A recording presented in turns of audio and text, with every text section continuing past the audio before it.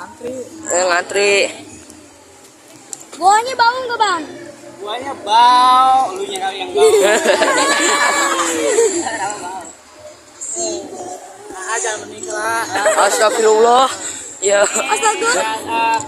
Goblok cuy. Satu kampung apa? Satu kelas. Satu kelas. Iya.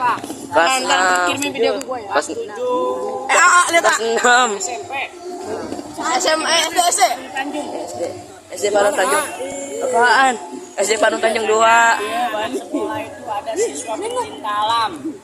Nah, siswa pencinta alam atau sispala itu biasanya aktivitasnya masuk keluar masuk gua seperti ini. Hanya masuk sispala dong. Itu kan ada. Oke coy. Jadi ini goanya kita bakal masuk. Bismillahirrahmanirrahim. Baca bismillah lu. Bagaimana perasaan Anda akan Jujur memasuki gua? deg-degan dan siluetnya coy. Nggak tahu di kamera kelihatan apa enggak. Halo. Gua bilangin deh sama lu pada, kalau gua nggak keluar lagi berarti gua dimakan kelelawar. Iya. Astagfirullah. Penasaran kalian? Kita akan coba masuk ke dalam gua lalai. Oke. Gua lalai panjang, lorong yang bisa ditelusuri menggunakan perahu itu dari mulut gua sampai ujung sekitar 100 meteran lebih. Ini kerongkongan nih. Nah, dengan kedalaman air di gua lalai ini bisa mencapai 3 meteran. Untuk seumuran kalian bisa tenggelam kalau untuk berenang. Di gua lalai ini ada zona-zona tertentu seperti di mulut gua ini kami biasa menyebutnya zona peralihan. Karena beralihnya cuaca di luar gua dan masuk ke dalam gua. Nah, untuk mulut gua di sini kita masih bisa melihat pohon-pohon tumbuh karena masih bersentuhan langsung dengan cahaya matahari. Ini gua itu pahlawan atau dalam sebutan bahasa Sunda lalai. Nah, untuk pahlawan atau lalainya biasa berkumpul dan beristirahat. Mereka bergantungan di atas kepala kita. Nah, di atas kepala kita ini atapan yang paling tinggi. Karena setelah kita lebih ke dalam lagi, atapnya akan semakin rendah. Bisa mencapai 1 atau 2 meter dari atas kepala kita. Nah, ini atapan yang paling tinggi. Jadi mereka lebih menghindari jangkauan pengunjung yang masuk dan bergantungan di atas yang paling tinggi. Nah, ini yang disebut zona senja. Karena di sini kita sudah mulai sedikit mendapatkan penerangan dari cahaya matahari. Ini penerangannya sudah sedikit senja. Nah, untuk kelelawar biasanya bersarang di lubang seperti ini. Nah, ada anak-anak kelelawar tuh. Ya. Iya. Nih, pegangan. Nah, di sini kelelawar bergelantungan itu hanya beristirahat. Nah, ini kelelawarnya tuh pada kelihatan tuh. Nah, biasanya mereka bergelantungan di sini itu hanya beristirahat. Nah, mereka berkembang biaknya di lubang-lubang di pinggiran tebing. Nah, gue mau bertanya, kelelawar berkembang biak dengan cara bertelur atau melahirkan? Melahirkan. Melahirkan telur. Nah, biasanya mereka melahirkan itu di lubang-lubang di dinding. Nah, kalau masuk ke dalam gua itu kami biasa melakukan Kalau Mama Rama sini sih Ramanya ketakutan. Mama Rama tolong ya. juga banyak di sini. Katrina. Saya masuk ke dalam sini di awal di malam hari. Nah, kita akan mulai memasuki zona gelap abadi. Nah, biasanya di lingkungan sini dan mulai masuk ke zona gelap abadi kita tidak akan mendapatkan sinyal atau penerangan dari cahaya matahari pun kita tidak akan mendapatkan.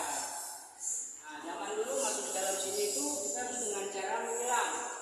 Belum bisa menggunakan perahu seperti saat ini. Karena zaman dulu mulut guanya belum terbuka lebar seperti sekarang. Dulu mulut guanya kecil dan area sini itu yang dipenuhi dengan air. Jadi masuk dalam sini yang dulu harus dengan cara menyelam. Ya, sudah termasuk mendapatkan seenaknya masuk ke dalam sini dengan menggunakan perahu. Nah, mungkin ujung ada lorong kecil masih bisa dilalui dengan cara menyelam juga. Lu lagi. Sepanjang lorong ini Ini Mama Rasya rasanya aman. nah, kita mulai memasuki zona Oh my gelap God. abadi cahaya matahari sama sekali. Nah, di depan situ ujung penelusuran kita atau tempat kita terbalik nanti. Nah, tentunya masih bisa ditelusuri lebih lanjut, cuma biasanya untuk penelusuran lebih lanjut masuk dalam kategori minat khusus karena harus dilakukan dengan cara penyelaman dan jarak penyelaman hampir 30 meter. Jadi harus memakai oksigen atau alat diving. Nah, jadi untuk ujung penelusuran kita hanya bisa sampai sini dan di sini tempat kelelawar berkumpul biasanya. Cuman karena terlalu masuk, jadi banyak kelelawar pindah ke atapan yang paling tinggi di depan tadi. Nah, di sini yang kami sebut zona gelap abadi. Biasanya suasana seperti ini selalu dilakukan oleh para penelusur gua untuk melakukan meditasi atau yoga atau perenungan. Nah, untuk lagi bareng-bareng kita di sini akan beberapa detik merasakan gimana rasanya berada dalam gelap perut bumi. Boleh yang lagi menyalakan tips tolong mengarahkan dulu. Siapapun bisa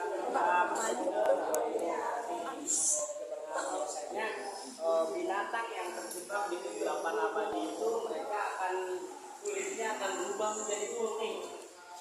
Kalau kalian ada yang hitam lu mau putih, tinggal di sini seminggu. Enggak, tinggalin di sini seminggu nanti keluar jadi bule, beneran. Serius. Biasanya binatang yang terjebak di dalam gua seperti tadi itu mereka akan berubah menjadi berevolusi menjadi putih. Tapi bola mata juga hilang. Jadi keluar buta gitu bisa melihat. Kalau mau instan, sablon deh. Semprot pakai pilok. Nah, Ini tai-tainya yang emang. memperkenalkan diri, ada yang main Instagram nggak? Ada. Oh, Instagram kita, nama Instagram kita Gumbala_kelapa_nunggal. Kita biasanya selain aktivitas susur gua seperti ini, kita juga biasanya melatih anak-anak panjat tebing. Panjat tebing, rappelling atau rafting naik perahu seperti ini. Boleh di follow kalau mau ikutan. Nah, kalau dari Palung Tanjung mah deket lah. Nih, terlalu jauh. Nah, itu cakar-cakaran biawak tuh kalau masuk tiap malam. Biawak sering banget masuk tiap malam dalam sini. Karena biawak biasanya berburu kelelawar. Ini tai-tainya emang. Ya, itu tai kelelawar karena biasanya kelelawar di sepanjang lorong ini penuh. Kalau misalkan kalian pertama kali nih masuk ke dalam sini, kalian bisa ketabrak-tabrak kelelawar, bisa diberasin juga kalau yang pertama. Karena biasanya pertama kali masuk ke dalam sini akan berpapasan dengan kelelawar yang keluar dari dalam. Nah, untuk kelelawarnya biasanya pindah ke sini semua karena atap di sini paling tinggi. Jarang kalau di siang hari kelelawar kabur keluar. Karena biasanya kelelawar aktif di malam hari. Nah, banyaknya kelelawar di sini bergelantungan. Nah, biasanya di atas banyak kelelawar. Nah, di bawahnya ikan. Di bawah ikan semua. Ikan lele. Nah, di atas kelelawar, di bawahnya penuh dengan ikan. Karena biasanya ikan di sini tuh makan dari kotoran kelelawar. Berarti ada virus ya. Ikan semua di bawahnya ikan lele. Mereka makan dari kotoran-kotoran. Kelelawarnya banyak di sini. Ini tempat mereka bermakan.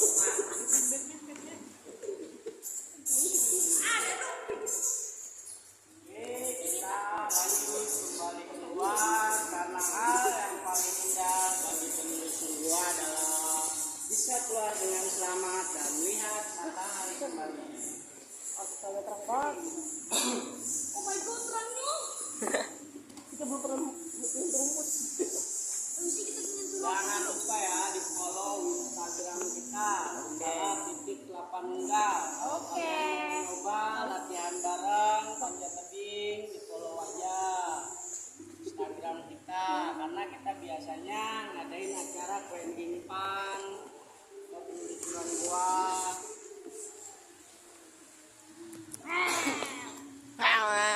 Baru dah. Wow. Bibit muda harus Pokoknya seneng olahraga panjat tebing karena Indonesia panjat tebingnya lagi bagus nih. Olahraga atau kejuaraan panjat tebingnya. Manjat ini boleh nggak kak? Udah ada nih tebing tuh. Kita gua panjat kemarin. Jalurnya. Boleh kalau kalian bisa. Nggak ada luka-lukanya. Apaan? Kan panjat bareng safety pakai alat. Pakai tangan doang. Kalian Lu mau manjat pohon manjat orang. Biasa nonton film. Hollywood ya?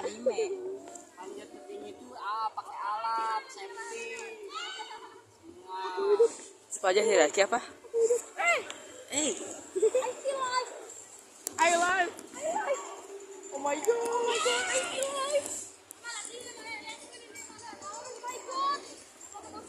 Anjing.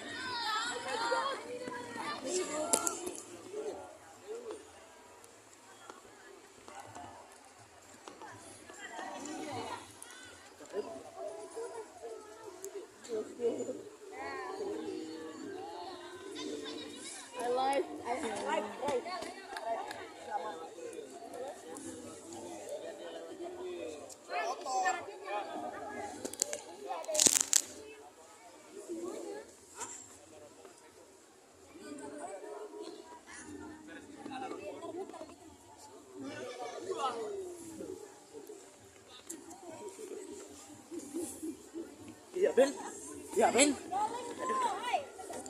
Baru turun biar naik.